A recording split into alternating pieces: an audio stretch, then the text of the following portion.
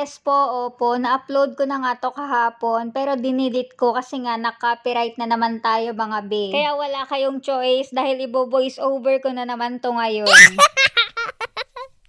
So, ayun, 6x6 ang size ng cake natin dito. Tapos, ang flavor ng cake is moist chocolate. Sa feeling, choco mousse pa rin. Hindi ko na nga sa inyo pinakita kung paano tayo nag-crumb coat at nag-final frosting netong cake kasi paulit-ulit na lang naman tayo dyan mga B. Alam ko din kabisado nyo na kung paano ko gawin yon. Kaya skip na tayo doon. Dito na tayo sa part ng pagde-decorate natin. Bali, cars ang theme netong cake natin. Hindi ko alam kung ito yung cars na palabas kasi merong palabas na Cars, 'di ba? Na Cars yung title. Huy, puro Cars na naman. Ano na?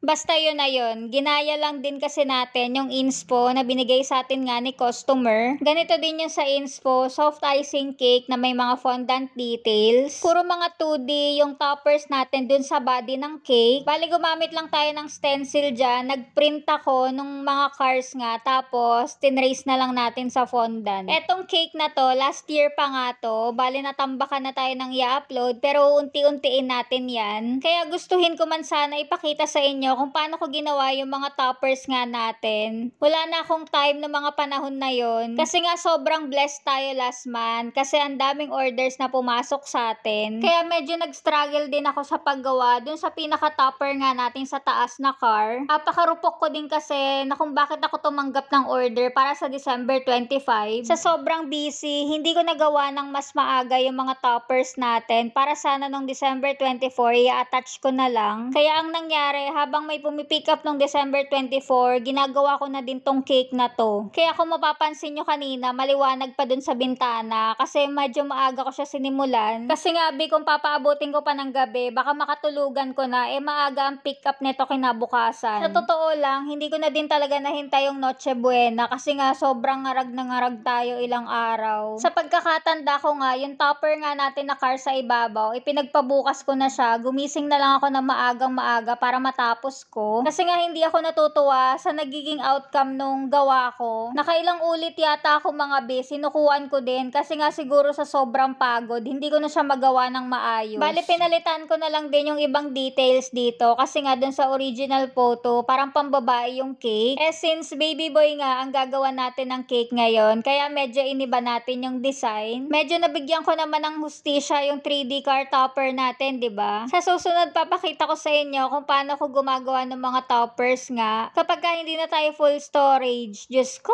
kaloka tong phone ko. Naghahanap na ata ng kapalit.